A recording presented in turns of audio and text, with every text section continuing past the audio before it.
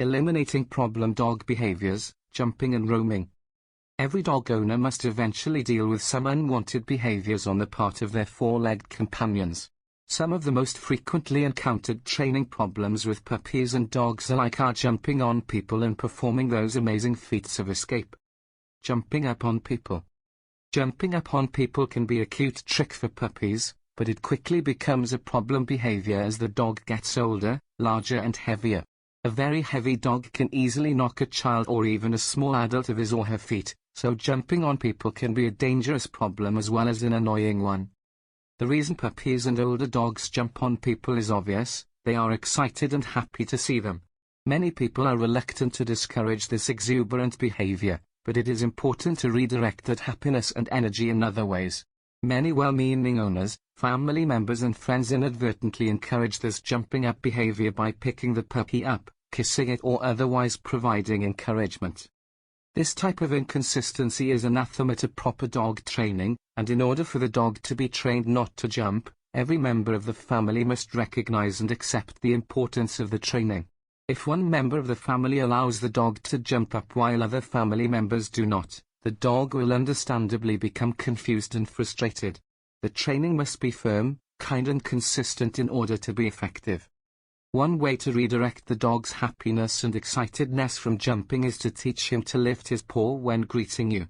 This shaking hands posture is an acceptable way for the dog to show his happiness and his respect. Many people even teach their dogs to do simple tricks, like rolling over, instead of jumping on people. Escaping and roaming the neighborhood. A responsible dog owner would never dream of allowing his or her dog to roam the neighborhood freely. Allowing a dog to roam on its own is irresponsible, dangerous, to the dog in the neighborhood, and probably even illegal. Most towns have ordinances which prohibit dogs from being allowed to roam around free, so you could be in legal trouble if your dog is found wandering the neighborhood unattended.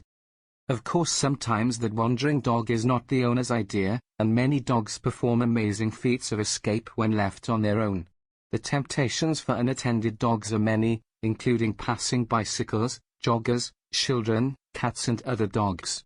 It is much easier to prevent escapes than to recapture a loose dog, so let's talk about some preventative measures every dog owner can take. Removing the motivation to escape is a big part of the solution. A bored dog is much more likely to spend his day plotting the great escape. A dog that is surrounded by everything he or she needs, like lots of toys, a soft bed, and plenty of fresh clean water, is more likely to spend his or her day contentedly sleeping or playing with toys until the owner returns. In addition, a dog with lots of pent-up, unused energy is likely to try to escape. Try incorporating several vigorous play sessions with your dog into your daily routine. Make one of those play sessions right before you leave. If your dog has a chance to work of his or her energy, chances are he or she will sleep or relax much of the day. Of course, dealing with the dog is only half the problem. It is also important to make the property as escape-proof as possible, through proper fencing and other measures. For dogs that dig, it may be necessary to extend the fence underground by placing metal stakes in the ground every few feet. For dogs that jump, it may be necessary to make the fence higher. And if none of these measures work, it may be necessary to confine the dog to the house when you are not at home.